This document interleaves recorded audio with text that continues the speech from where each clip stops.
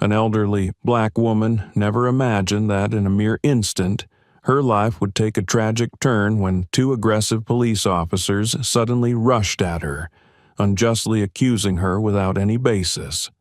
Before she could react, she was thrown to the ground, handcuffed, and brutally beaten. Yet, the terrifying part was that this incident escalated into an even greater injustice. You won't believe what happens when her son, the head of the police department, arrives at the scene. Stay tuned to the end to discover the shocking twist in this story. Don't forget to subscribe to the channel and let us know where you're watching from in the comments. Your support helps us continue to bring more powerful and heartfelt stories. Margaret Brown, a black woman in her 70s, walked slowly into her familiar park. Each day at sunset, she would sit on an old wooden bench here, listening to the wind rustling through the trees and immersing herself in memories of her life, filled with ups and downs. This park was not only a quiet refuge, but the one place where she truly felt at peace, a haven where she could escape the city's noise and stress and reflect on her past, which bore the imprints of every step she'd taken from youth to old age. In her younger years, Margaret had been active in the civil rights movement. She had witnessed and endured many injustices, from hostile looks to discriminatory actions that made her feel invisible in this world. Yet, she never gave up. Her resilience was not just for her equality, but for the future, for her son, Charles. She raised Charles to be an honest, responsible man who would stand up for justice. Now, Charles had become the city's police chief, a role that filled Margaret with immense pride. Despite societal progress and the reforms she had seen, Margaret couldn't shake the feeling that some things hadn't truly changed. Though she had lived through the fierce days of racial segregation, she still sensed the lingering prejudices and silent judgments that persisted, sometimes subtly, sometimes openly. This was why she came to the park, to release the weight of these heavy thoughts, to find a fleeting peace amid everything. As Margaret drifted in her memories, a patrol car slowly approached the park. Inside were two police officers, Officer Johnson and Officer Smith, searching for a black suspect who had reportedly escaped from jail that morning. Rather than continuing their search for the actual suspect, their gaze suddenly fixed on Margaret, an elderly black woman sitting alone on the bench. To them, she seemed the perfect scapegoat, someone they could arrest and report without caring if she was involved or not. With a cold, calculating look, Officer Johnson whispered to Smith, "Hey, look at that old lady. She seems perfect as a stand-in, don't you think?" Smith smirked in agreement. "No one will care. She's nobody, and whatever story I make up, people will believe it." Lost in thought, Margaret didn't notice the patrol car drawing closer until it stopped right by the park entrance. Johnson and Smith opened their doors and walked towards her, their footsteps like those of predators closing in on their prey. Margaret still hadn't realized what was happening, but a gut feeling warned her that something was wrong. When she looked up, her eyes met the cold stares of Johnson and Smith, and she sensed that something terrible was about to unfold. In that brief moment, her life's memories flashed before her once more. The images of her struggles for civil rights, the times she'd been oppressed but refused to yield, and the moments she'd encouraged Charles always to hold on to what was right, no matter what life brought. These memories rose in her heart, standing in stark contrast to the injustice she was about to face from those approaching her with dark intentions. This would be a defining moment Margaret had never thought she would have to face again in her life, especially now when she was old, weary, and only wished for the simple peace of sitting in a quiet corner of the park. As Margaret looked up, she saw two police officers standing right in front of her. Their expressions were cold and full of disdain, as if she were a dangerous criminal rather than an elderly woman sitting peacefully in the park. Officer Johnson, with a harsh tone, jerked his chin at her. "Get up now." Margaret, confused and unsure of what was happening, stayed calm and asked, "Excuse me, what's going on, officers?" Her voice was gentle, yet it showed she wasn't intimidated by their presence. Instead of responding, Officer Smith smirked mockingly, and before she could understand, Johnson grabbed her arm, pulling so roughly that she stumbled, nearly falling. Margaret steadied herself, her voice calm yet tinged with confusion. "I'm just sitting here. I haven't done anything wrong." But her words fell on deaf ears. Without another word, Johnson twisted her arm behind her back and slapped on handcuffs, the cold steel biting into her wrists, making Margaret flinch in pain. The sound of the handcuffs clinking echoed in the quiet of the park, signaling the injustice about to unfold upon her. Smith pushed her to the ground without a shred of compassion, causing her to fall hard, her knees slamming against the solid earth. Pain shot through her aging body, and she gritted her teeth to keep from crying out. Margaret tried to stand, but her knees had weakened from the fall, and her hands were tightly cuffed behind her back. She tried to explain, her voice wavering yet calm.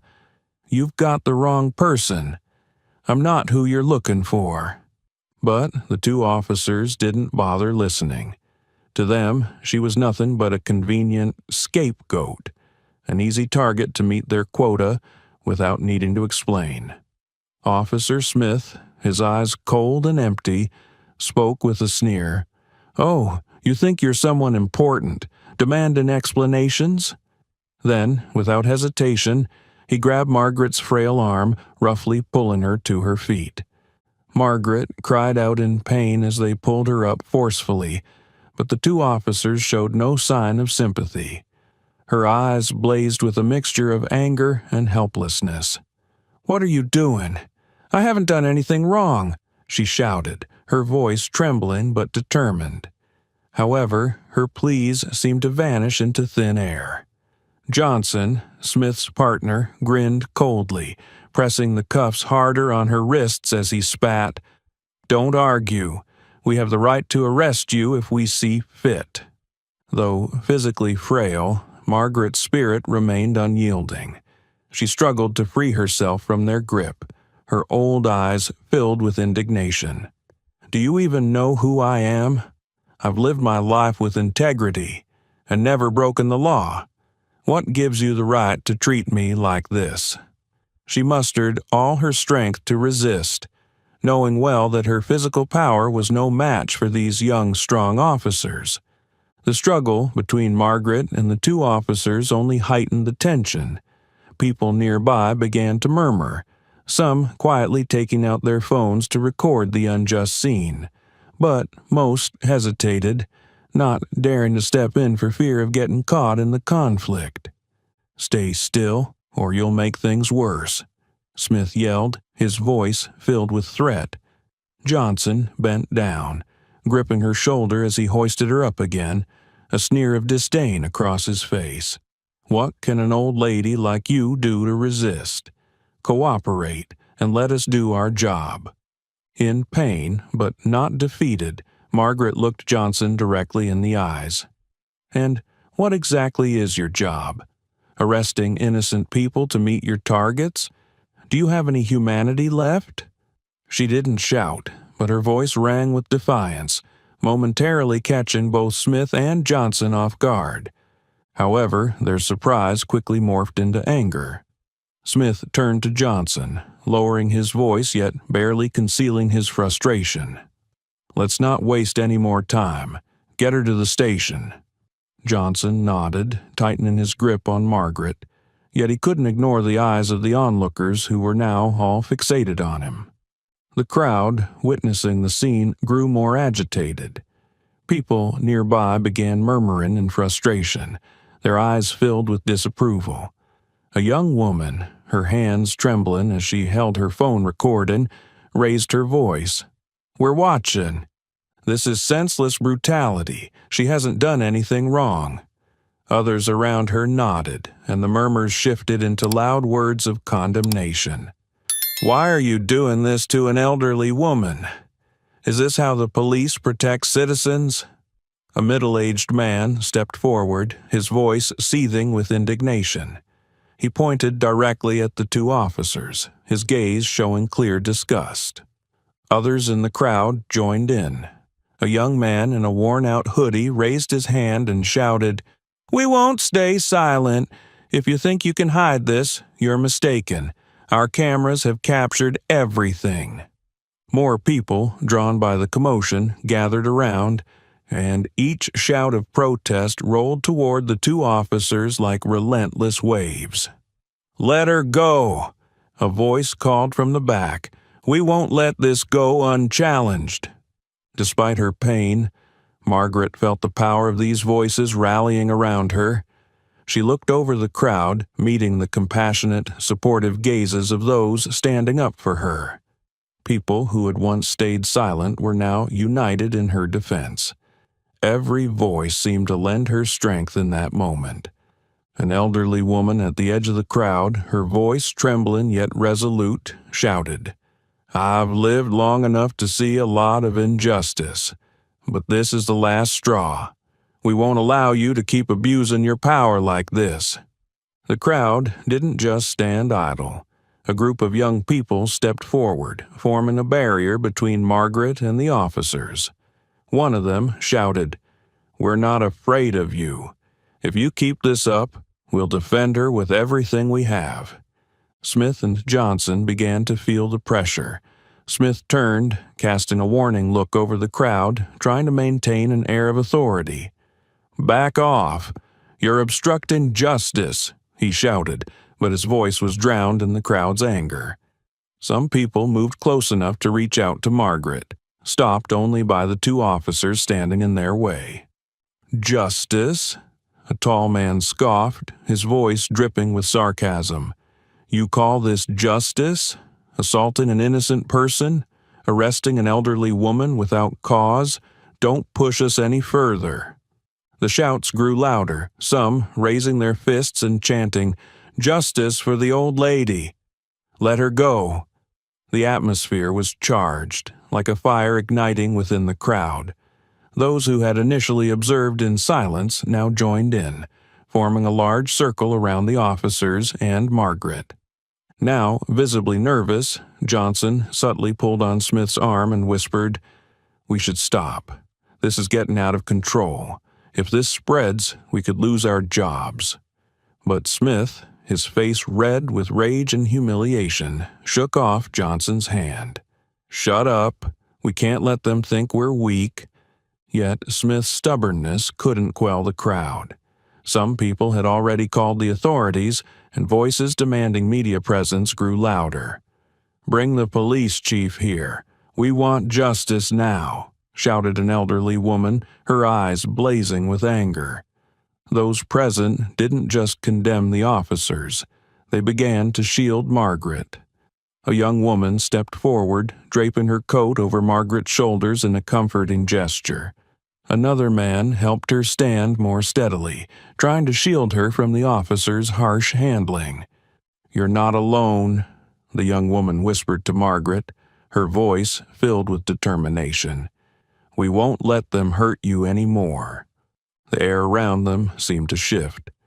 The two officers, once in control, had become the focal point of fierce criticism. The crowd, initially mere spectators, had transformed into defenders, voices of resistance against injustice. Smith and Johnson now stood in silent tension, feeling the weight of the angry, accusing eyes fixed on them. Despite her aching body, Margaret felt a surge of hope rises within her. She was no longer alone, and this showed that even a small voice could inspire and ignite a collective spirit of unity within a community. This was no longer just her fight. It had become a symbol for everyone who had ever been wronged, and in that moment, Margaret knew that truth would prevail, no matter how difficult the journey might be. At that moment, Charles Brown, the local police chief and Margaret's son, was walking near the park, trying to unwind after a long day. His work at the police department required him to handle countless issues daily, and this park was his refuge. He also knew his mother often came here in the afternoons to find a bit of peace amid the busy rhythms of the city. As he entered the park's gate, Charles noticed a patrol car parked a short distance ahead. Instinctively, he focused his attention to make sure everything was all right. His eyes quickly picked out two officers roughly handling an elderly woman, shoving her to the ground and handcuffing her. Then he recognized the woman. It was his mother, Margaret. For a moment, Charles froze, unable to believe his eyes. But as shock gave way to anger and disbelief, he ran toward them without hesitation. "Stop right now!" Charles shouted, seeing the officers dragging his mother toward the patrol car. He rushed forward, pulling out his badge to make sure they recognized him. "Stop. I am Charles Brown, the police chief, and the woman you're manhandling is my mother." The two officers, Officer Johnson and Officer Smith, turned around, looking at Charles with a mix of surprise and disdain. They didn't recognize him and seemed unfazed. Johnson raised an eyebrow, smirking as he sneered. "Well, isn't that a surprise? A black guy claiming to be the chief of police. This just got interesting." Smith laughed mockingly, his eyes brimming with ridicule. "Looks like we're in for a show. The police chief, huh? And his mom? That badge has to be fake." Charles stayed calm, though fury boiled within him. "You're making a grave mistake. Release her immediately and reconsider your actions," he said, his voice firm and authoritative. He took a step closer, his gaze piercing, hoping his presence would make them realize who he was. However, Johnson and Smith showed no intention of stopping. Johnson stepped forward, facing Charles with a cold, challenging stare. "We don't need to listen to some stranger claiming to be our boss, especially a black guy like you. Now, step aside if you don't want to get into trouble." Charles locked eyes with Johnson, his gaze unyielding. "This isn't a request. It's an order. If you don't release my mother right now, I'll make sure you face the consequences." The strength and authority in Charles's voice began to draw attention from passers-by. Some people paused, watching intently, and a few started recording. Still, Johnson and Smith seemed unfazed. Smith grabbed Charles's arm and twisted it behind his back with a roughness that made him wince in pain. "Oh, look at that. Another troublemaker resisting arrest," Smith sneered.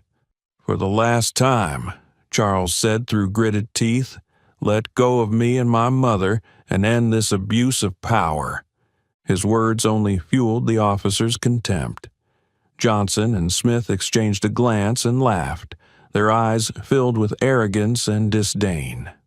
Johnson shook his head, sneering. "A black guy daring to threaten us? Sounds like a joke. I don't believe for a second that a black man could be chief of police." Charles struggled to stay composed, his anger rising. His hands were cuffed behind his back, but his gaze remained steadfast. Margaret, sitting handcuffed in the car, could do nothing but call out weakly, "Charles, don't do this. Don't let them hurt you even more." Smith glanced at Margaret and shook his head with a sneer. "Mother and son, both troublemakers. We'll deal with both of you," he said, shoving Charles roughly into the back seat of the patrol car next to his mother. In the car, Charles looked at his mother, her face filled with pain and worry. He lowered his head, his voice full of regret. "Mom, I'm sorry you had to go through this. I tried to change this department, but in the end..." Margaret shook her head gently, her eyes tender yet filled with sadness. "Charles, this isn't your fault. This is the fight we've faced our whole lives. You've done everything you could." Charles clenched his fists in frustration and anger. He believed that his position and power could change the system from within, and that he could protect others from discrimination and injustice. But sitting here, handcuffed like a criminal beside his mother, he realized this battle was far from over. Meanwhile, Johnson and Smith sat in the front, continuing to jeer and make remarks about the uppity black mother and son.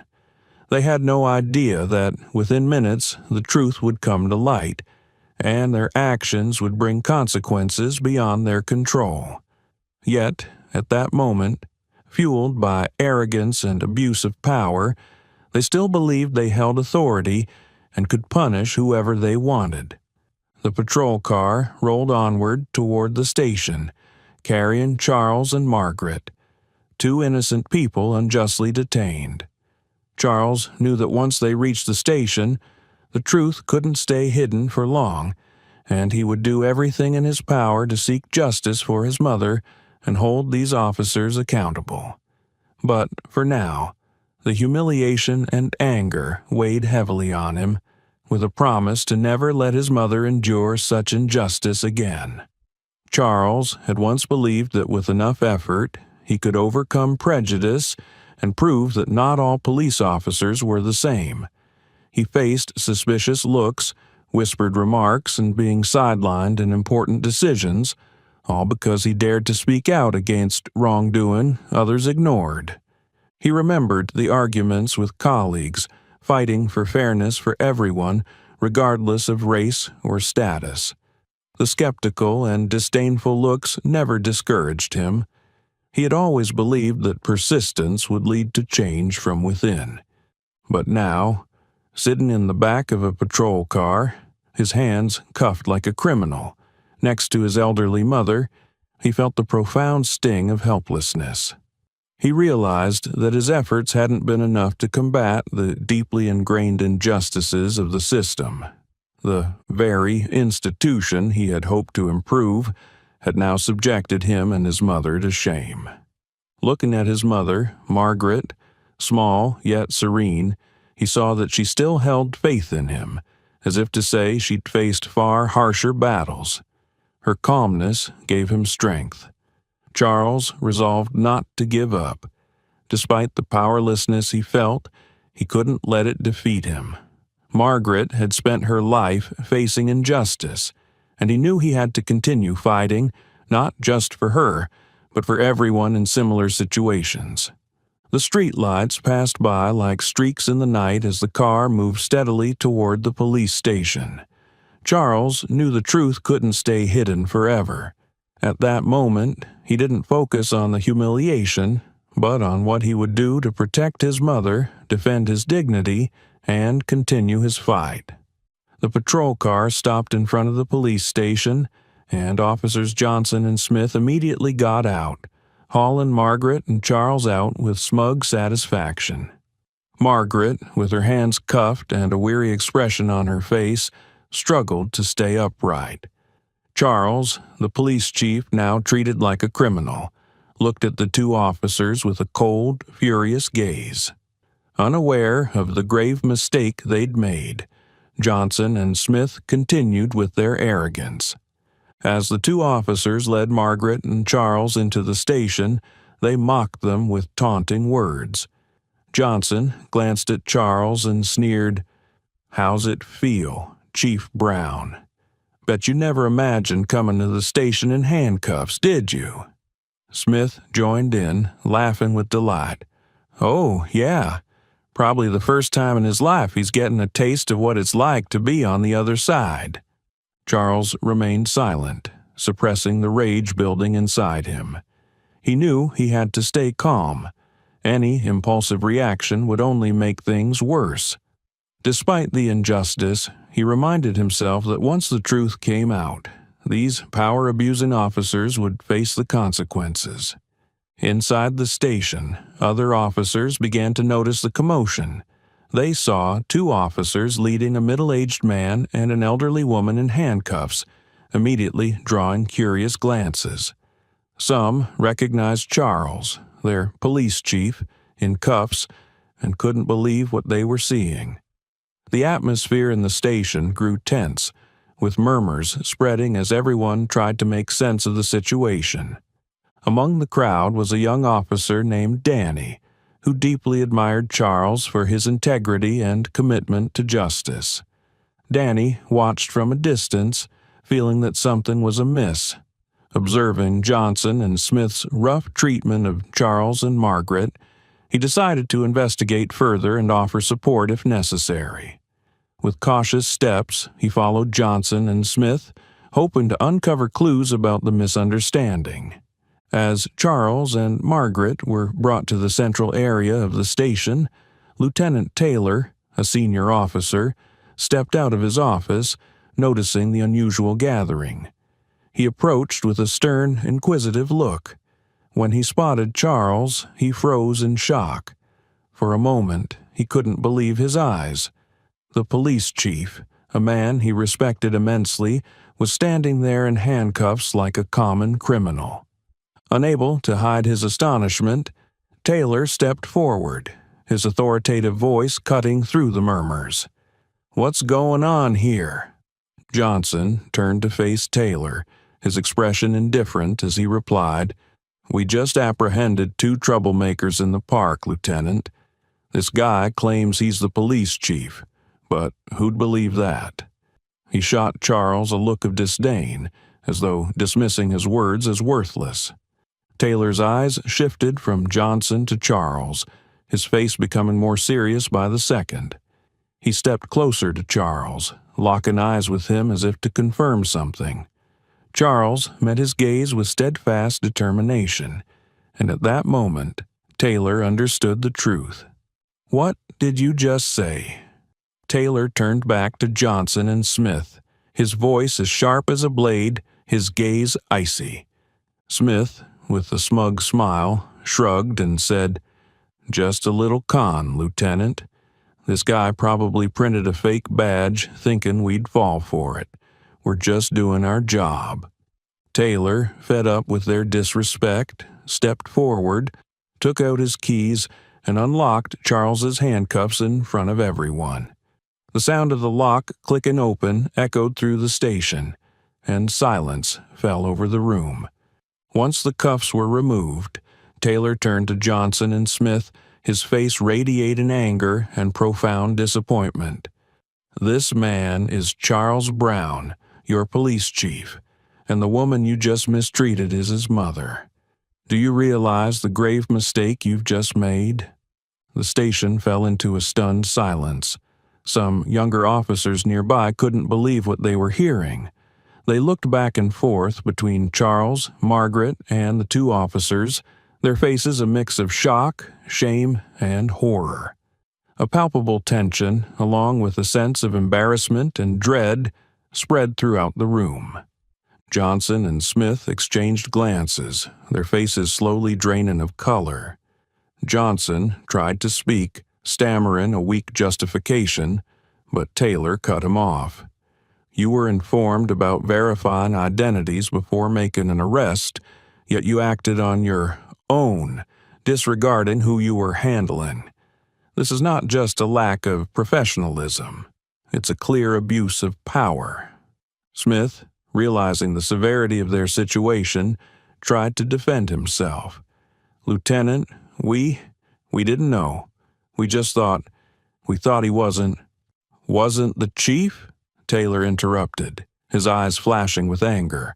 "Charles Brown is one of the finest officers I've ever known. He doesn't need to prove that to you. And the woman you treated so brutally is his mother. What gave you the right to act this way?" Taylor's words struck like a knife, shattering the egos of Johnson and Smith. Their arrogance and confidence from mere minutes ago had completely vanished, replaced by fear and shame. They realized they had put themselves in an irreversible position. Charles stood, rubbing his wrists after being freed, his eyes fixed coldly on Johnson and Smith.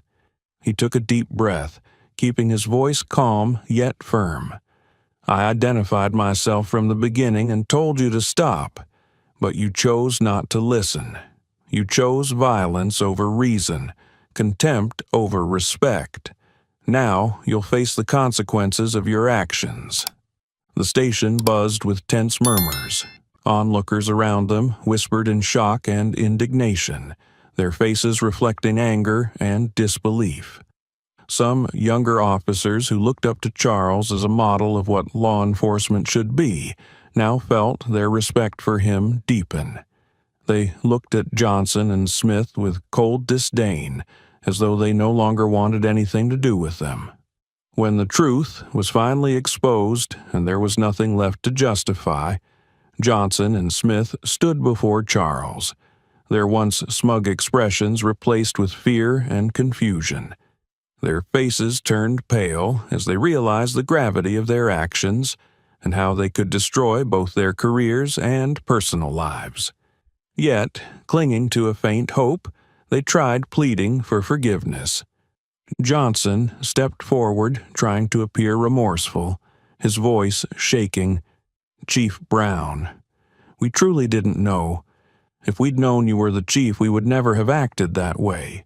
It was just a misunderstanding. Please reconsider. I have a family and young kids to take care of. I don't know what I'll do if I lose my job." Smith joined in, his face full of regret. "Yes, Chief. We were only doing our duty. We honestly didn't think you were the chief. Please give us a chance. We didn't mean to hurt anyone." Charles looked at them, his gaze filled with disappointment and resolve, showing no signs of leniency. Shaking his head, he replied with a stern, icy tone, "A misunderstanding.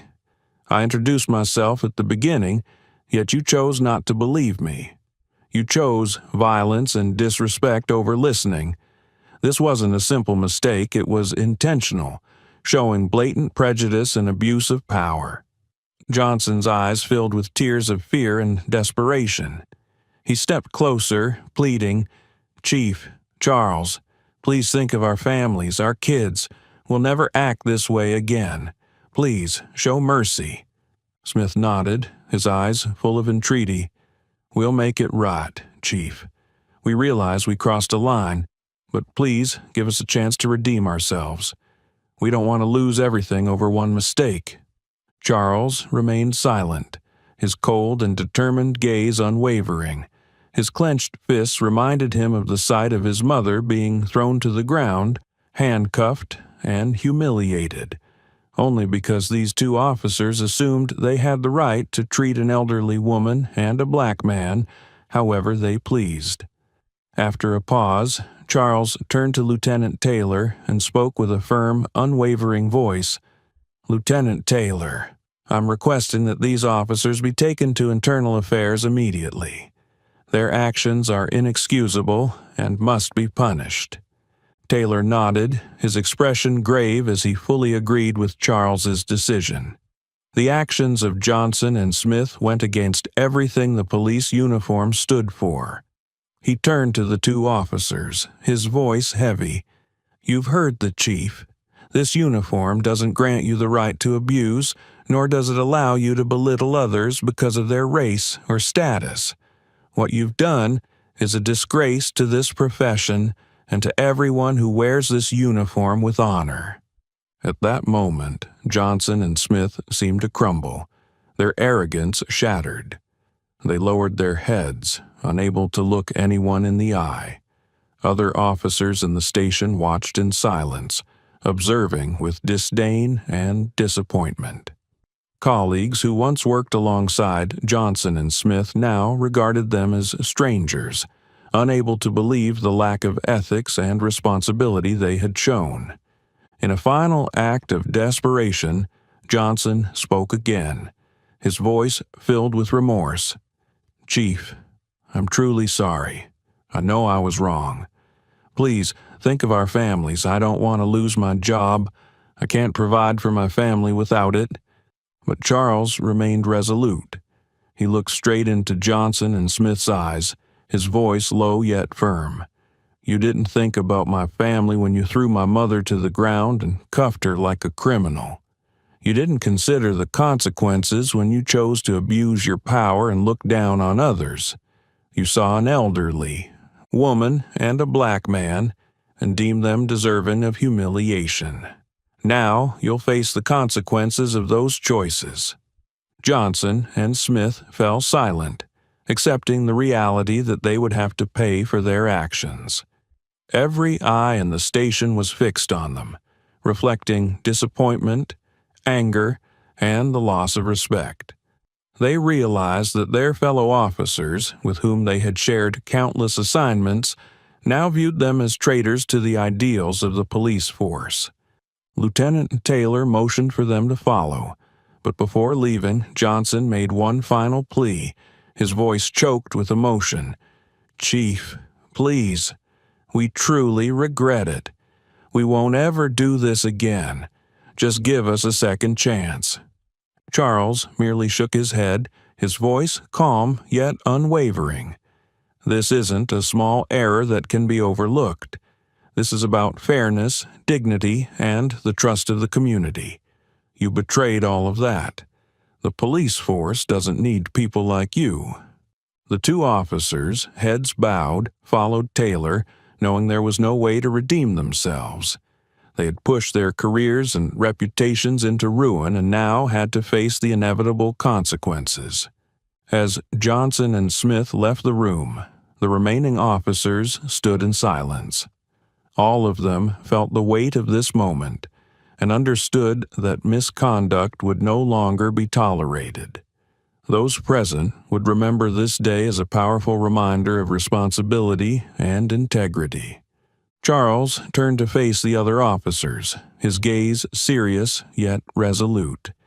He addressed them in a voice that resonated through the quiet room. "I want everyone to understand that we wear this uniform not to abuse power, but to uphold justice, protect the public, and build trust. If anyone here believes they can act like Johnson and Smith without facing consequences, think again. We're accountable not only to ourselves, but to the community we serve." Silence settled over the room as each person bowed their head in thought.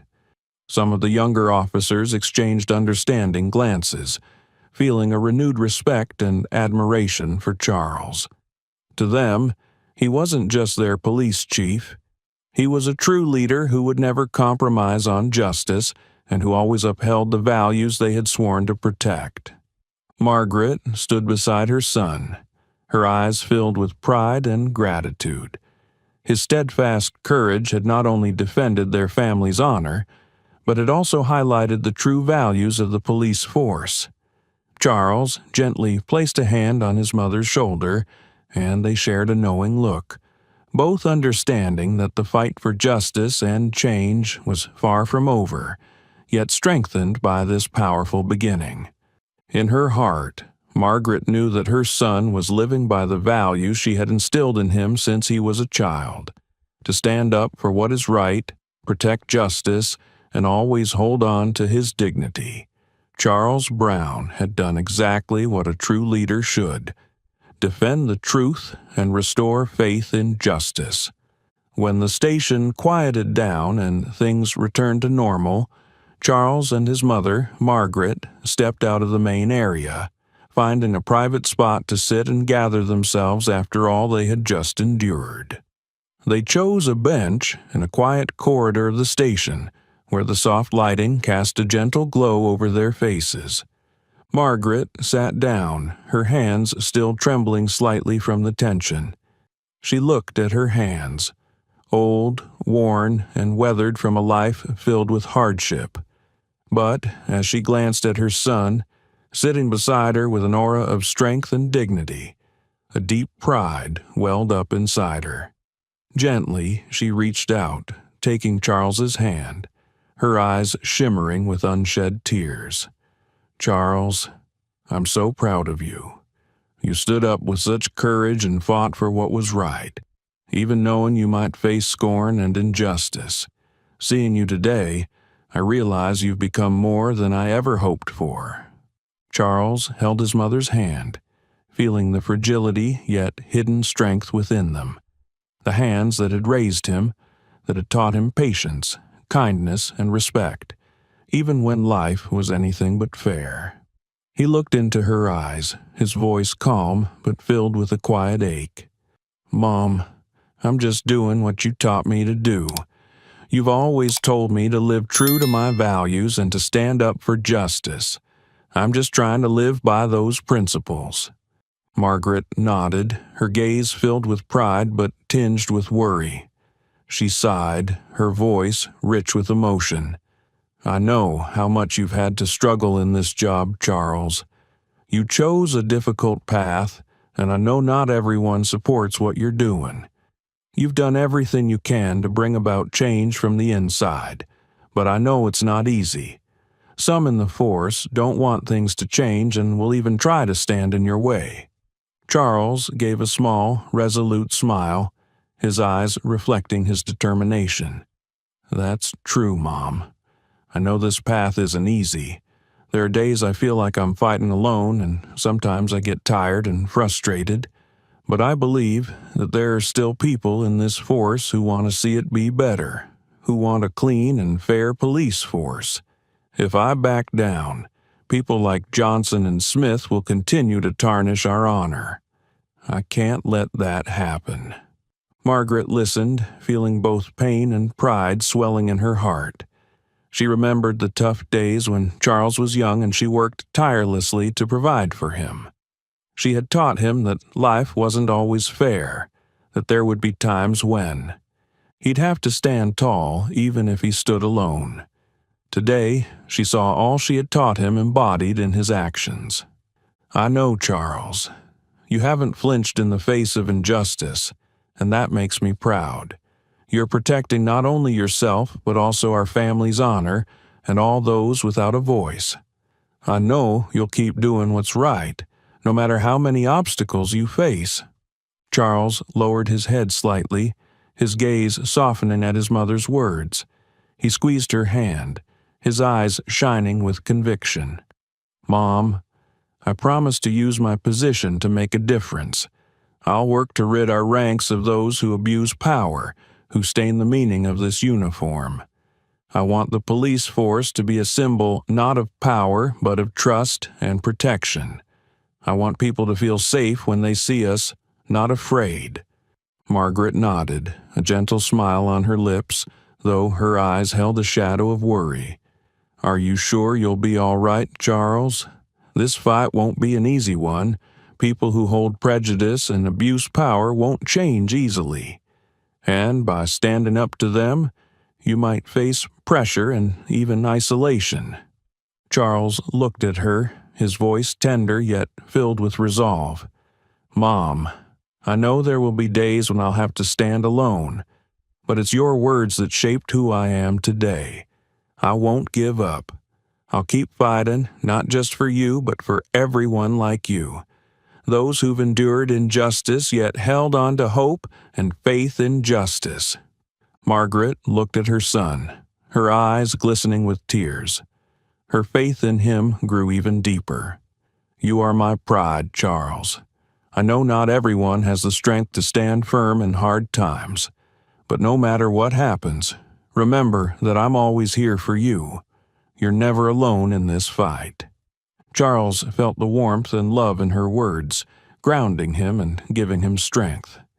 He bowed his head, placing a tender kiss on her aged hands. "Thank you, Mom, for believing in me, for always being here. I won't let you down.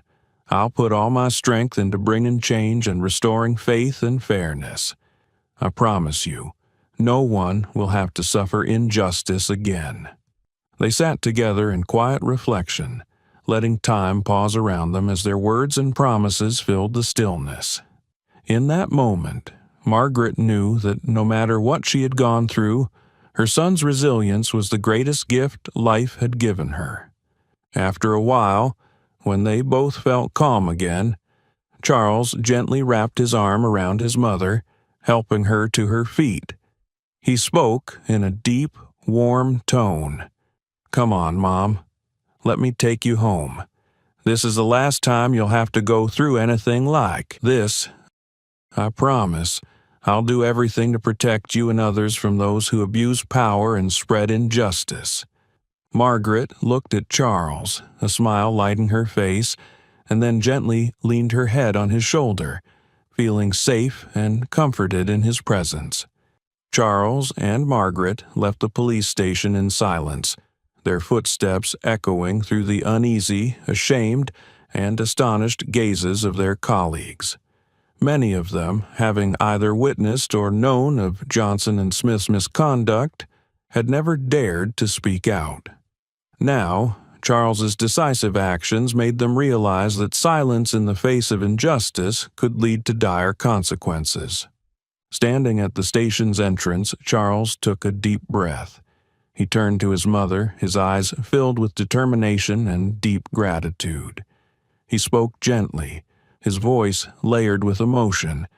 "Mom, thank you for being here.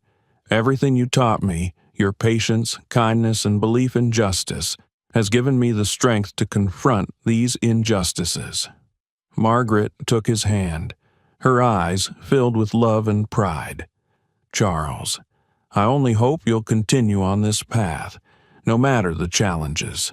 I know that what you're doing isn't easy, but you're bringing about real change." As her words resonated within him, Charles realized that he needed to do more to transform the system. He couldn't allow actions like Johnson and Smith's to persist or let the public lose faith in the police force, which was meant to be a symbol of justice and safety.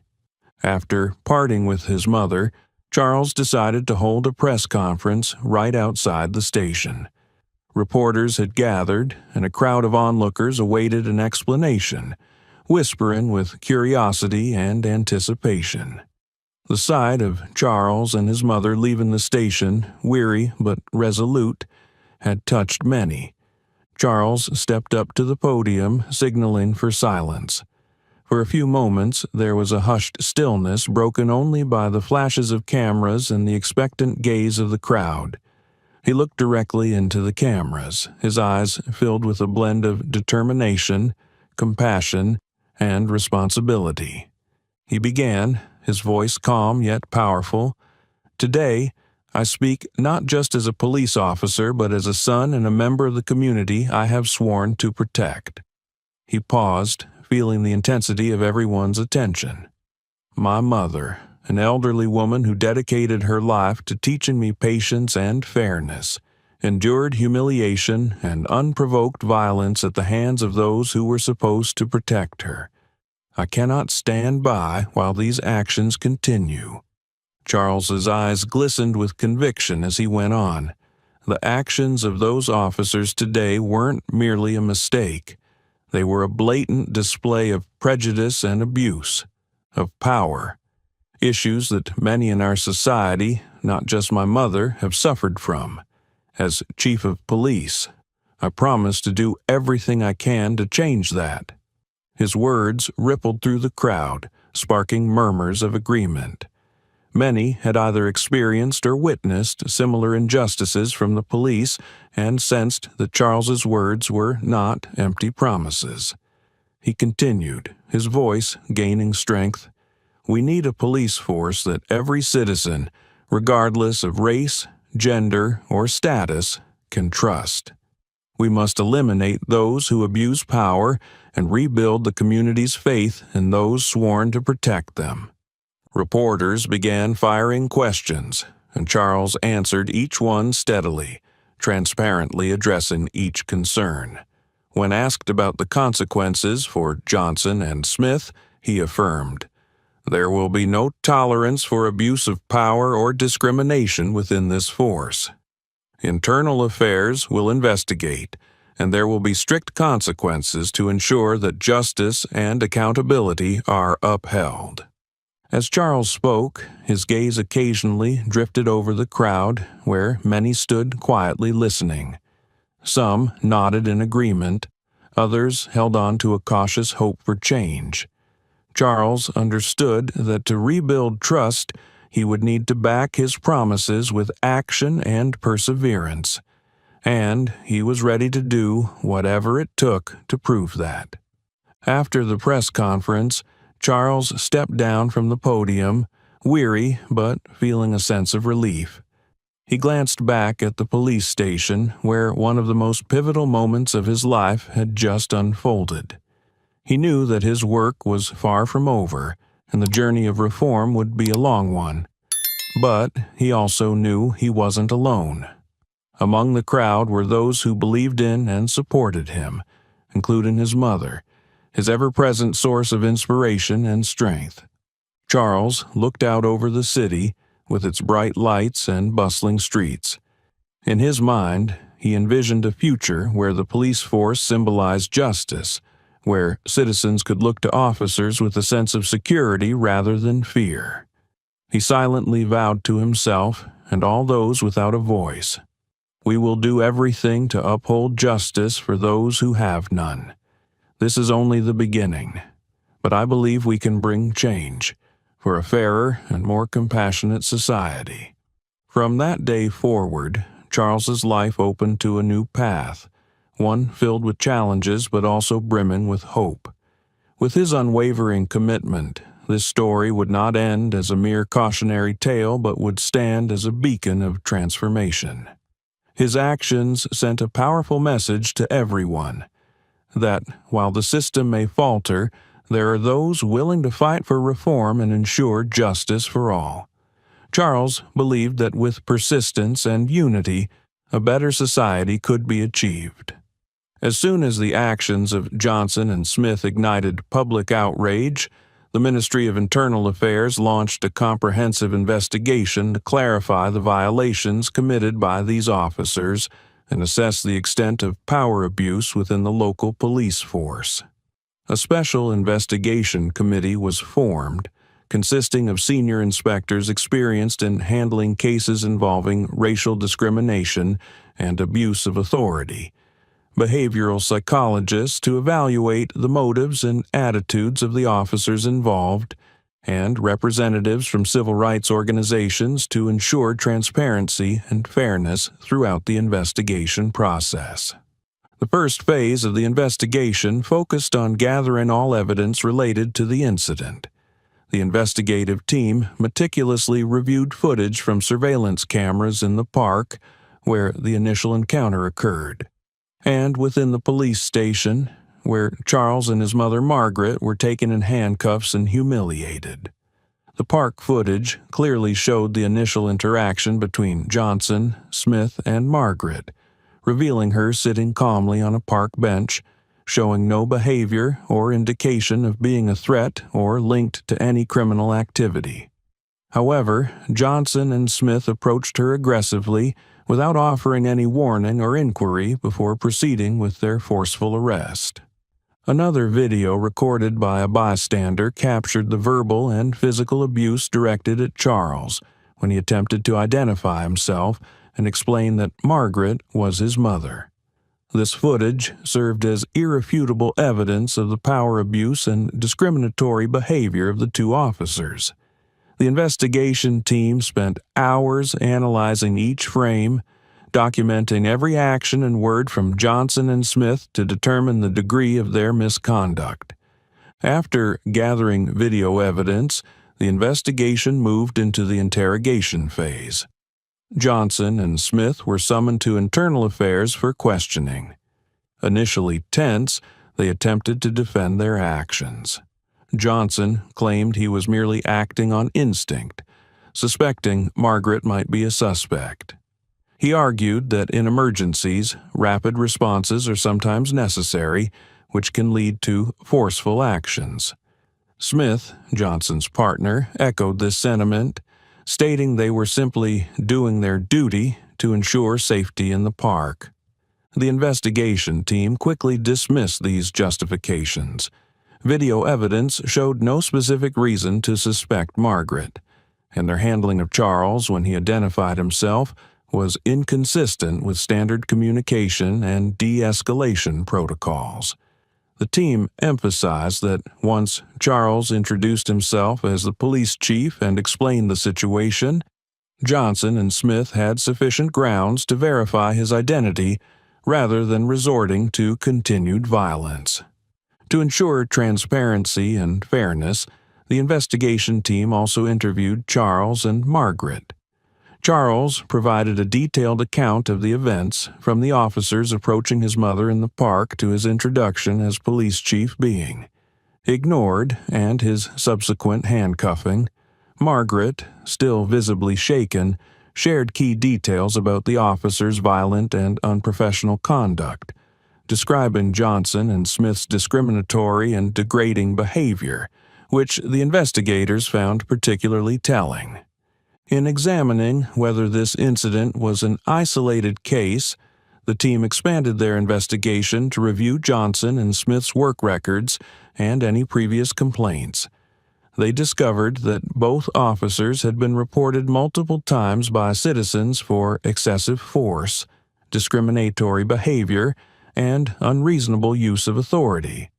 However, most complaints had either been dismissed due to insufficient evidence or were superficially addressed, with little consequence for the officers involved. These findings raised questions about transparency in the local police station's management and complaint handling processes. The team began to suspect that there might have been a culture of negligence or even complicity regarding unethical behavior and power abuse. This suggested that the problem was not limited to individual misconduct, but could be indicative of broader systemic failings.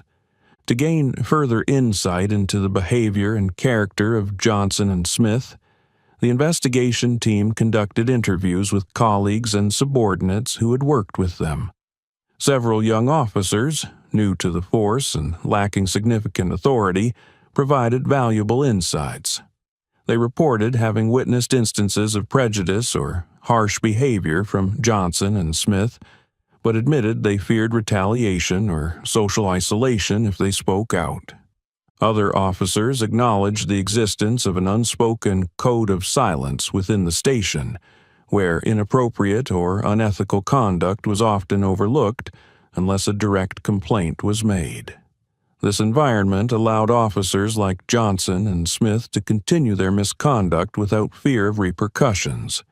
To better understand the motives behind Johnson and Smith's actions, the investigation team enlisted behavioral psychologists to assess the two officers. Through interviews and behavioral analysis, the psychologists found both officers exhibited arrogance and a tendency to look down on individuals perceived as vulnerable or part of minority groups. Experts concluded that both had a propensity to misuse power and displayed underlying racial biases, though they might not have fully recognized these attitudes. After a thorough investigation, the Ministry of Internal Affairs concluded that Johnson and Smith had committed severe violations of police ethics and operational procedures. Their actions were not merely the result of a misunderstanding, as they had claimed, but indicated abuse of authority and discriminatory intent. The ministry also identified significant gaps in the oversight and accountability structures at the local police station, which allowed those who abused their power to act with impunity. The trial of officers Johnson and Smith took place in a tense atmosphere within a packed courtroom.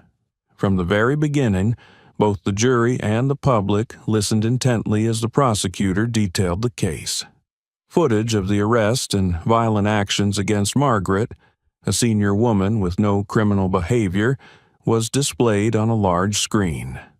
The courtroom remained silent as images of the two officers brutally forcing Margaret to the ground, ignoring her pleas and disregarding her son Charles's attempts to identify himself, played for all to see.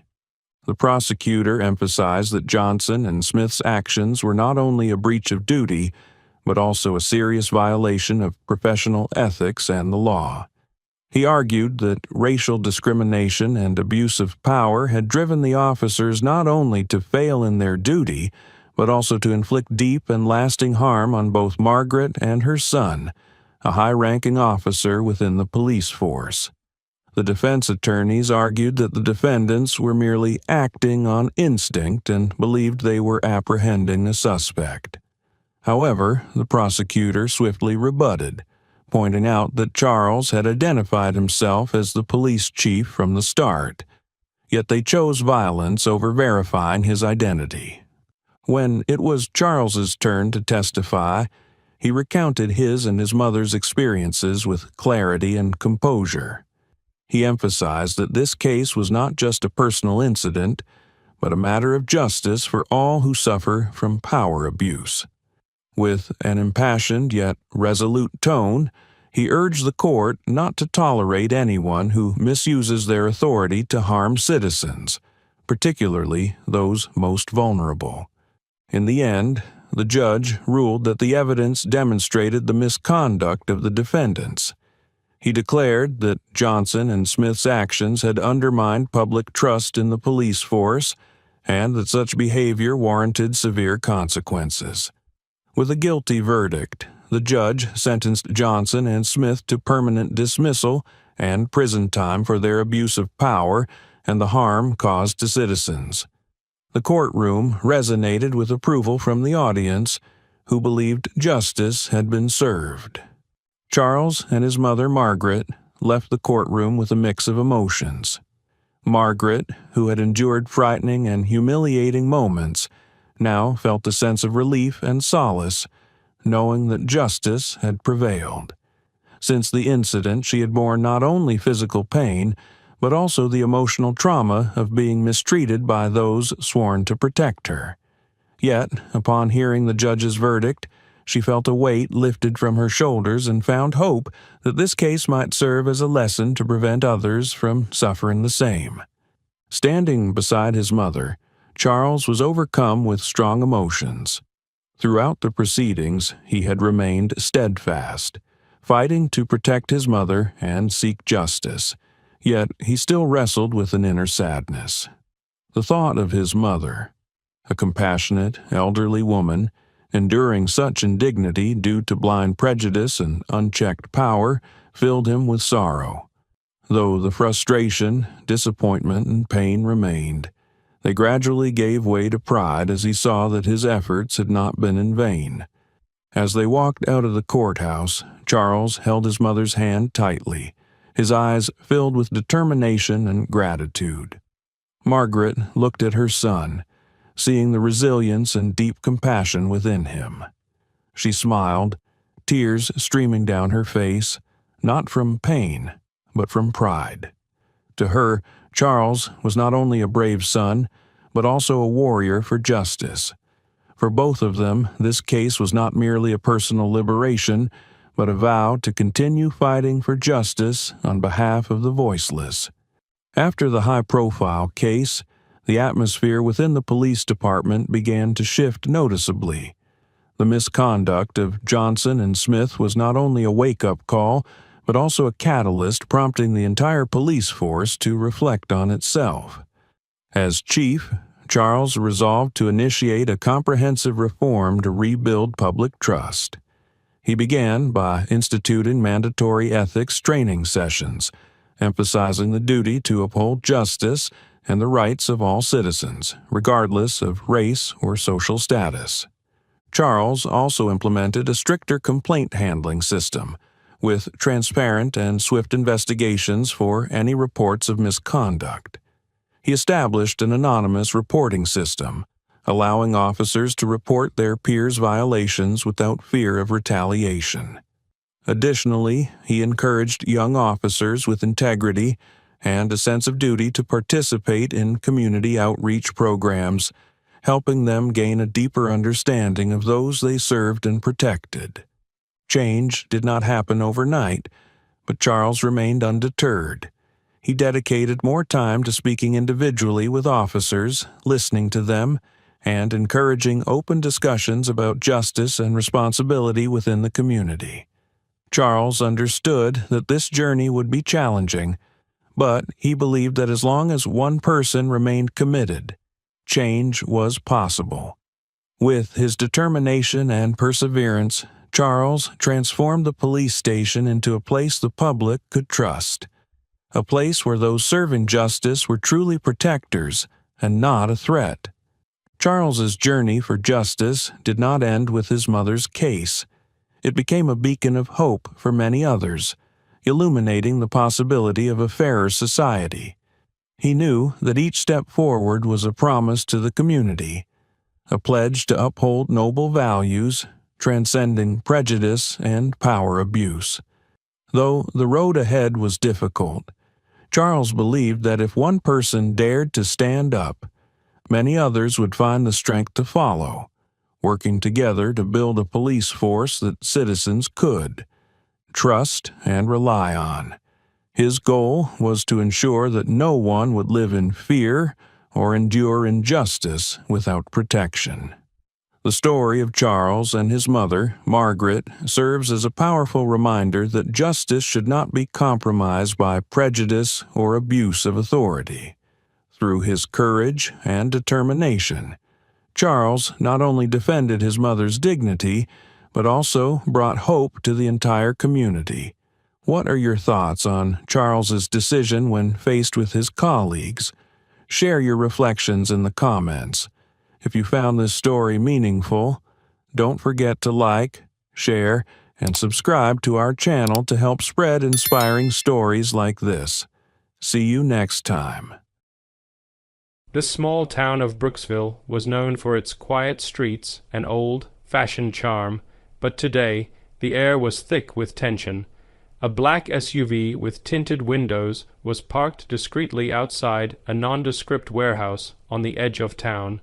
Inside the SUV sat Special Agent Malik Carter, a highly decorated FBI agent with over a decade of service. Malik was in town for a sensitive undercover operation investigating a major drug ring with potential ties to corruption in local law enforcement. He was dressed casually to blend in, wearing a plain hoodie and jeans, though his FBI badge and Glock 19 were safely clipped inside his jacket. Malik had just stepped out of his vehicle to make a routine observation when he heard the sharp screech of tires behind him. Turning his head, he saw a police cruiser pull up aggressively. Out stepped Officer Gary Whitman, a burly white man in his mid-40s with a buzz cut and an air of authority. Malik immediately noticed the officer's hand hovering near his holster, his demeanor cold and confrontational. "Hey, you," Whitman barked, his voice loud enough to echo across the empty lot. "What do you think you're doing here?" Malik, calm and professional, raised his hand slightly in a gesture of non-aggression. "Good afternoon, officer." Don't good afternoon me," Whitman interrupted, now walking briskly toward him. "This is private property. You don't belong here. Show me some ID." Malik hesitated. The operation was highly classified, and flashing his FBI credentials could compromise the investigation. He decided to de-escalate. "I'm conducting official business." "There's no need for alarm." Whitman's eyes narrowed, his suspicion thickening. "Official business. Don't play games with me. You're trespassing. Hands where I can see them." The situation escalated rapidly. Whitman drew his gun, aiming it directly at Malik. "I said, hands where I can see them, now." Malik's heart pounded, but his face remained neutral. This wasn't the first time he'd faced hostility, but having a gun pointed at him during an FBI operation was new territory. He slowly raised his hands higher, speaking evenly. "Officer, I need you to lower your weapon. I'm an FBI agent." Whitman scoffed, his grip tightening on the gun. "FBI, huh? You expect me to believe that? Where's your badge?" "Don't move a muscle, keep your hands up." The tension crackled like a live wire. Malik knew he had to tread carefully. One wrong move, one slight misunderstanding, and this could end in tragedy. As Whitman inched closer, Malik could see the distrust and something more sinister in the officer's eyes. What Whitman didn't know was that every second of this was being recorded. Malik had activated the camera clipped to his jacket the moment Whitman approached. "Officer, my badge is inside my jacket. If you allow me, I'll show you," Malik said calmly. "Don't you dare," Whitman shouted. "You think I'm stupid. You're reaching for a weapon, aren't you?" "I know how you people operate." The words stung, but Malik remained steady, his mind racing for a way to defuse the situation. He knew this wasn't just about misunderstanding. This was something deeper, and he was determined to expose it for the world to see. Whitman's gun remained unwavering, aimed directly at Malik's chest. His finger lingered on the trigger, betraying an uneasy combination of fear and arrogance. The tension between them was palpable, as if the world had paused around this charged moment. "I've got nothing to hide," Malik said steadily, his voice unwavering. "I'm reaching for my badge now. You're making a mistake." "Don't move," Whitman barked again, his voice sharp and clipped. He was losing control, and Malik could see it. Beads of sweat trickled down the officer's forehead as he took a step closer. Whitman's words carried venom now, as if trying to prove something to himself more than anyone else. "You think you're slick, coming around here, dressed like that, casing a joint? Let me guess you're scouting for your next hit." Whitman spat, his words dripping with accusation. "I've dealt with plenty like you." Malik clenched his jaw but kept his expression neutral. His training kicked in, reminding him to stay composed even under provocation. "Officer," he said slowly, "if you let me reach for my credentials, I can prove. I don't need your lies." Whitman interrupted, his voice rising. His free hand darted to his radio. "Dispatch, this is Officer Whitman, 10:33, possible armed suspect at 451 Main Street. Request immediate backup." Malik's heart sank. Backup. This could spiral out of control fast. A black man standing in an empty lot with a white officer already pointing a gun at him. Reinforcements weren't going to help him. They'd only amplify the danger. "Listen to me, Whitman," Malik said, a touch of steel creeping into his tone. "You're escalating a situation that doesn't need to be escalated. You're making a critical error, and I guarantee it'll cost you. Stand down." Whitman sneered, lowering his radio but keeping the gun raised. "Cost me? Don't try to intimidate me. You're the one trespassing, and I'm the law here." Malik had heard enough. "You don't even know who you're talking to, do you?" His voice was firmer now, a calm authority replacing his earlier patience. "You think you're the law? Well, I am the law." Whitman let out a harsh laugh. "Oh, that's rich. You're the law, dressed like a thug, skulking around private property." "Skulking around private property," Malik echoed, his temper flashing briefly before he reined it in. "I'm conducting an FBI investigation. That means federal jurisdiction. You, officer, are the one out of line." Whitman faltered slightly, his bravado cracking under Malik's firm declaration. "FBI," he muttered, his eyes darting over Malik's figure, searching for a telltale sign of deception. But instead of lowering his weapon, he doubled down. "Prove it," Whitman barked. "Let me see your badge," slowly. Malik sighed inwardly, knowing this was a dangerous moment. Any sudden move could end disastrously. "Fine," he said evenly. "I'm reaching inside my jacket, nice and slow." With deliberate movements, Malik pulled open his jacket to reveal his FBI badge, gleaming in the afternoon sun. Whitman squinted, his eyes darting between the badge and Malik's face, still unwilling to accept the reality in front of him. "That doesn't prove anything," Whitman said, his voice shaky but defiant. "You could have stolen that." Malik raised an eyebrow, his patience wearing thin. "Stolen it?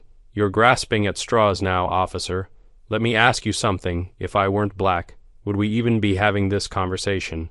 Whitman flinched at the question, his face twisting in a mixture of anger and discomfort. For a brief moment he said nothing, the weight of Malik's words hanging in the air. As the sound of distant sirens grew louder, Malik knew Whitman's time to backpedal was running out. Backup was arriving, and this would no longer be a one-on-one standoff. Malik just had to make sure the truth of the situation was undeniable. The distant wail of sirens grew louder, cutting through the tension like a blade. Whitman's hand remained firmly gripping his gun, the barrel unwaveringly pointed at Malik. The officer's expression betrayed his internal struggle, part disbelief, part determination to maintain control of the situation. Malik stood still, his hands at his sides now, though his FBI badge remained clearly visible.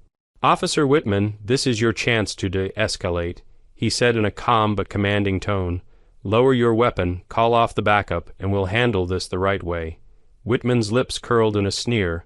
"The right way? You're not in charge here. I don't take orders from you." His voice wavered, just enough for Malik to notice. Moments later, 2 additional police cruisers skidded into the lot, their lights flashing. 3 officers jumped out, there, hands already on their holstered weapons. Malik could feel the situation teetering on the edge of chaos. One of the officers, a younger man named Officer Daniels, approached cautiously, taking in the scene with wide eyes. "What's going on, Whitman? Who's this?" "This," Whitman snapped, gesturing toward Malik with his gun, "is a trespasser. Claims he's FBI, but I'm not buying it." Daniels frowned, his gaze flickering to Malik. FBI? He sounded skeptical but far less hostile. Sir, do you have identification? I do, Malik said, his tone steady, and I've already shown it to Officer Whitman. He chose not to believe me. Daniels glanced at Whitman, then back at Malik. Can I see it, sir, just to confirm? Malik nodded. Of course. Slowly, he held out his badge again, ensuring every movement was deliberate. Daniels stepped closer, examining it carefully. His expression shifted as he realized the badge was authentic. Whitman, this is real, Daniels said, his voice quiet but firm. He's FBI. Whitman's face turned a shade of red that bordered on purple.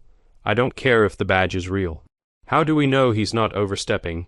He shouldn't even be here. Actually, I have every right to be here, Malik cut in, his voice sharp now. This area is under federal investigation, and for the record, you're the one who's out of line, Officer Whitman.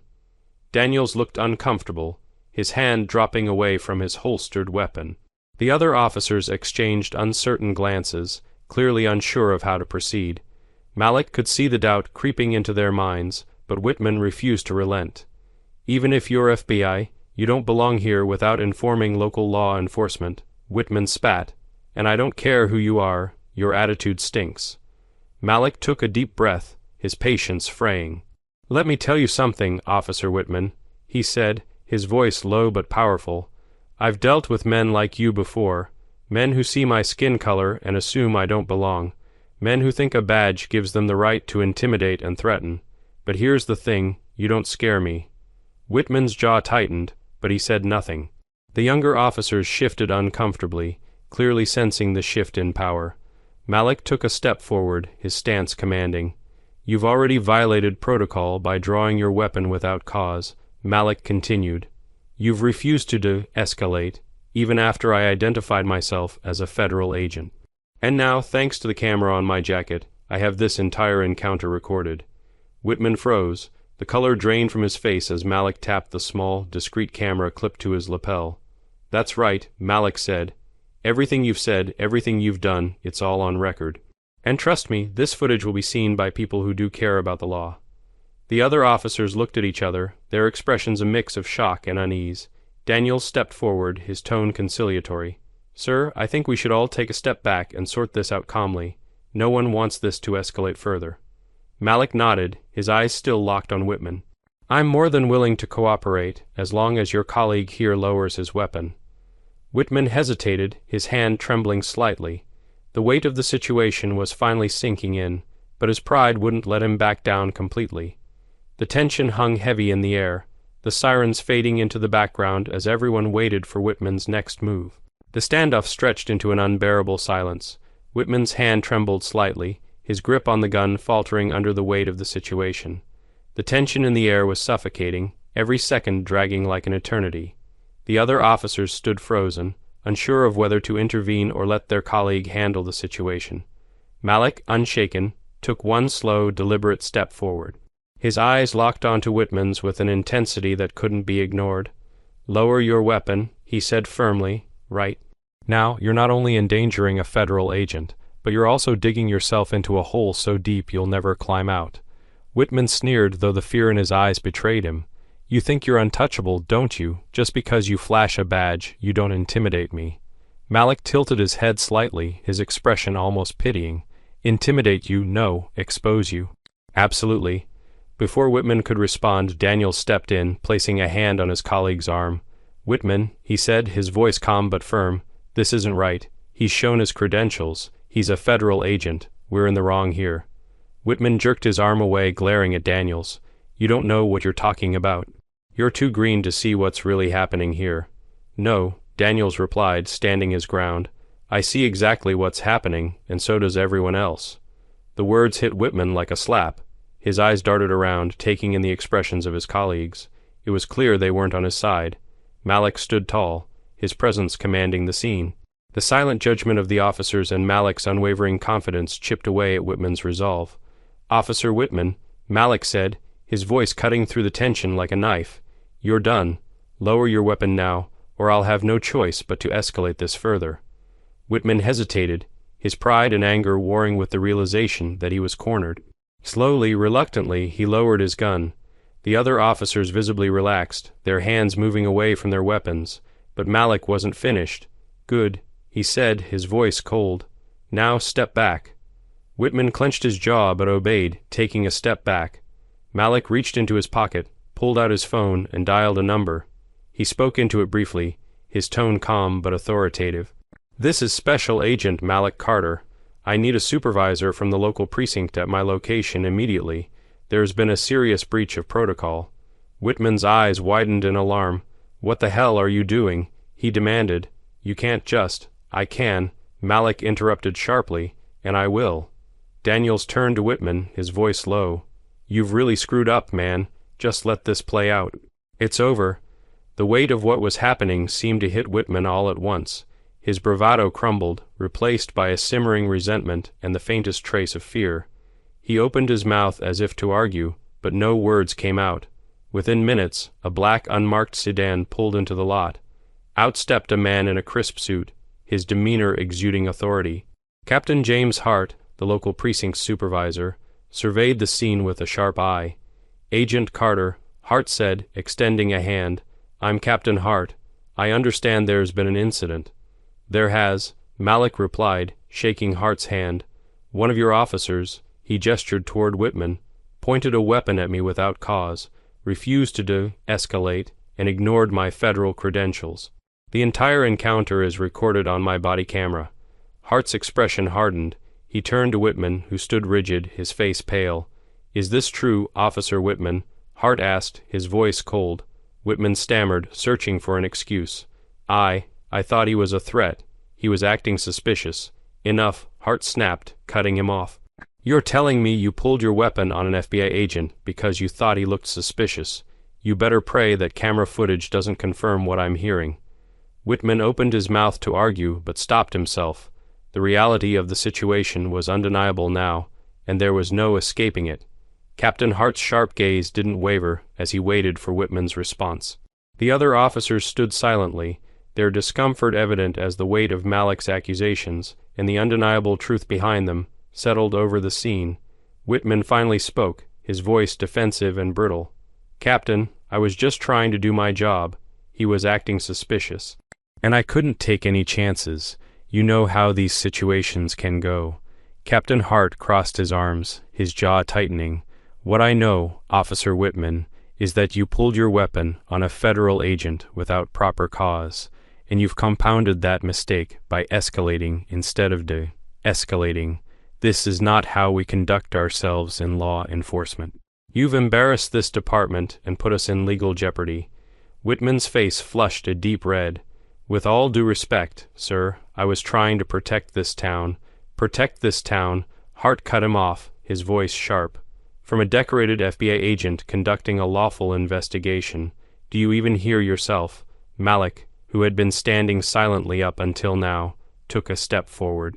His presence was commanding, and when he spoke, his words carried the weight of every injustice he had endured in his career. "Captain Hart, I'm sure your officer would love to spin this as a misunderstanding, but we both know this wasn't about protocol or safety. This was about prejudice. Officer Whitman didn't see a federal agent. He saw a black man in a hoodie and decided that made me a threat." The other officers shifted uncomfortably, their faces betraying a mix of guilt and unease. Whitman, however, stiffened, his defensiveness morphing into anger. "That's not true. I don't care what color you are. I was doing my job." "Doing your job." Malik's tone was calm, but his words were razor sharp. "Your job is to serve and protect, not to profile and intimidate. If I weren't wearing this badge, we both know how this could have ended." Whitman opened his mouth to respond, but Hart raised a hand, silencing him. "Enough, Whitman. You've done more than enough damage already." Turning to Malik, Hart's expression softened slightly. "Agent Carter, I want to assure you that this incident will be fully investigated, and appropriate action will be taken." Malik nodded, but didn't let the captain off the hook so easily. Appropriate action isn't just about addressing this one incident. It's about addressing the culture that allows officers like Whitman to feel justified in actions like this. This isn't just a mistake, it's a pattern. Hart's jaw tightened, and for a moment he didn't respond. Then, with a nod, he said, "You're right. This department needs to do better. I'll personally see to it that Whitman is held accountable and will be reviewing our training and oversight practices." As Hart spoke, another unmarked car arrived on the scene. This time it was Malik's FBI superior, Special Agent Diane Hughes, stepping out. A tall, no-nonsense woman in her late 40s, Diane's piercing gaze swept over the scene as she approached. "Agent Carter," Diane said, her tone calm but authoritative. "Are you all right?" "I'm fine," Malik replied. "But we've got a situation here that needs immediate attention." Diane's eyes landed on Whitman, her expression hardening as she quickly assessed the power dynamics at play. "I'll make sure this gets reported at the federal level," she said, her voice sharp enough to make Whitman flinch. "This isn't just about departmental discipline. This is about ensuring that no other federal agent, or citizen for that matter, is subjected to this kind of treatment." Whitman's confidence crumbled further under Diane's unrelenting glare. His shoulders slumped, and for the first time, he looked genuinely afraid. "Captain," he stammered, "you're not really going to let them." Hart silenced him with a sharp look. "Officer Whitman, hand over your badge and your weapon. Effective immediately, you're suspended pending investigation." Whitman's mouth fell open in shock. "Suspended? You're taking their side over mine. I was protecting the community." "No," Hart said coldly. "You were endangering it." Malik watched as Whitman hesitated, clearly battling his pride. But with the weight of the situation pressing down on him, he finally relented. With trembling hands, he unfastened his badge and gun, handing them over to Hart. The once confident officer now looked small and defeated. As Whitman stood there, stripped of his authority, Malik felt a flicker of satisfaction. But this wasn't just about him. It was about sending a message. "You'll be hearing from the Bureau soon," Diane said, her voice cutting through the silence. "This isn't the end of this." Whitman's face twisted in anger and humiliation, but he said nothing as Hart gestured for him to step aside. As Officer Whitman reluctantly stepped aside, stripped of his badge and weapon, the air seemed to shift. The tension that had hung over the scene like a storm cloud began to dissipate, but Malik knew the work was far from over. Captain Hart turned back to Malik and Diane, his expression somber. "Agent Carter, I owe you an apology. This should never have happened, and I take full responsibility for Whitman's actions. Rest assured, he will be held accountable." Malik's face remained calm, but his voice carried the weight of his conviction. "Apologies are a start, Captain, but they don't fix the system that allows this kind of behavior to thrive. Whitman didn't act in a vacuum. His actions reflect a deeper problem, one that needs more than just words to address." Hart nodded, looking uncomfortable but sincere. "You're right. We've been complacent, and that needs to change. I'll start by ordering a full review of our department's protocols and training programs.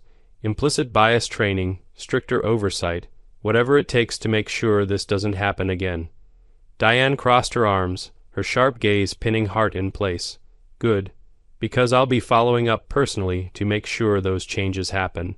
The FBI doesn't take incidents like this lightly, and neither should you." Hart swallowed hard, nodding again. "Understood." As the conversation unfolded, Whitman stood off to the side, his shoulders slumped in defeat. The other officers avoided his gaze, clearly distancing themselves from their disgraced colleague. Malik's camera was still rolling, capturing every moment. He knew this footage would be crucial, not just for ensuring Whitman faced consequences, but for sparking a broader conversation about accountability in law enforcement. Diane placed a hand on Malik's shoulder, drawing his attention. "We should head back to the field office and file a formal report," she said. "This is bigger than just one officer. We need to make sure this incident serves as a catalyst for change." Malik nodded, but there was something he needed to do first. Turning to the assembled officers, he addressed them directly. "This isn't just about Whitman. It's about all of us, every officer, every agent, understanding that the badge doesn't give us the right to act on our biases. It gives us the responsibility to rise above them. If we can't do that, we don't deserve to wear it."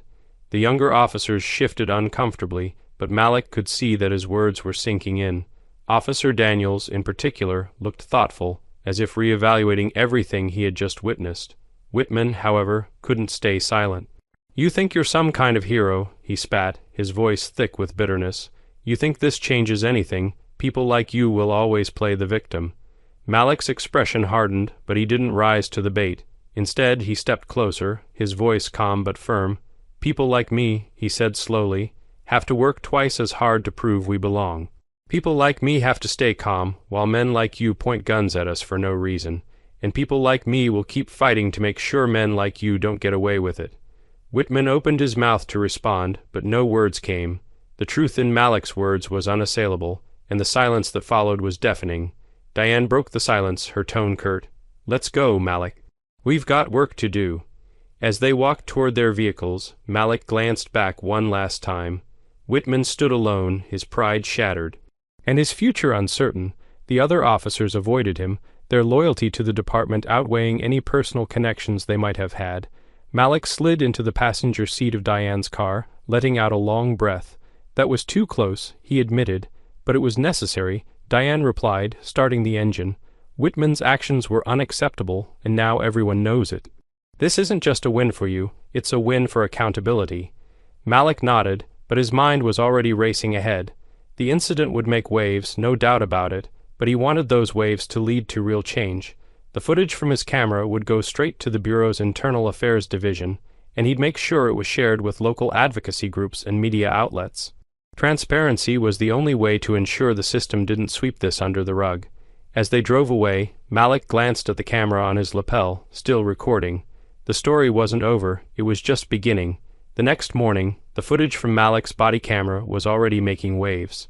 Diane had ensured the Bureau's legal team released the video to the press, paired with an official statement condemning the actions of Officer Whitman and promising a thorough investigation. The video quickly went viral, spreading across social media and news outlets like wildfire. The footage was damning.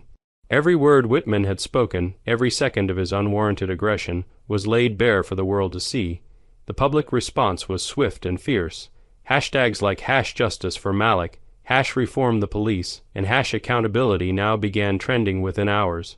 News anchors dissected the footage, civil rights activists called for action, and public figures voiced their outrage. Malik watched the coverage from his small office at the FBI field office. His phone buzzed nonstop with messages from colleagues, friends, and even strangers, all offering support. He appreciated the solidarity, but his focus was on the long-term impact. "You've become the face of this movement overnight," Diane said, stepping into the office with a tablet in hand. She set it down on his desk, showing him the headline on the front page of a major news outlet. "Racist officer pulls gun on FBI agent during investigation, captured on camera." Malik leaned back in his chair, his expression thoughtful. "It's not about me," he said.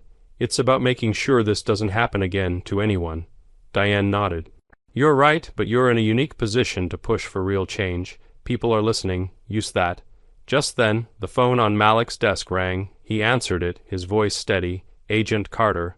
"Agent Carter, this is Rachel King from the Department of Justice," said a voice on the other end. "We've seen the footage, and the Attorney General wants to meet with you. She's assembling a task force to address systemic issues in law enforcement, and she believes your insight would be invaluable." Malik raised an eyebrow. "A task force?" "Yes," Rachel continued. "This incident has shone a spotlight on something we can't ignore any longer. The Attorney General wants to use this moment to push for reforms, training, oversight, and accountability measures. Your involvement could make a real difference." Malik glanced at Diane, who gave him a small nod of encouragement. "All right," he said into the phone, "I'm in." Over the next few days, the fallout for Whitman and the Brooksville Police Department intensified. Whitman's suspension quickly turned into termination after an internal review confirmed his actions violated not only department policy, but also basic principles of law enforcement. He was stripped of his badge permanently, and civil rights organizations called for criminal charges to be filed against him. Meanwhile, Captain Hart faced mounting pressure to reform his department. Community leaders demanded a complete overhaul of training programs, and the mayor of Brooksville publicly pledged to work with federal authorities to implement new policies. Malik's footage had become the catalyst for a much-needed reckoning. In the midst of the chaos, Malik was invited to speak at a press conference organized by the Department of Justice. Standing behind a podium, flanked by Diane and several high-ranking officials, he addressed the crowd of reporters and cameras. "This isn't just about one officer or one department," Malik said, his voice steady and resolute. "This is about a system that needs to do better, a system that needs to hold itself accountable, not just when it's forced to, but as a matter of principle. I was lucky I had a badge and a camera to protect me, But what about the people who don't? How many more stories like mine never see the light of day? The crowd was silent, hanging on his every word. Malik continued, his passion building. Accountability isn't just a buzzword, it's a responsibility.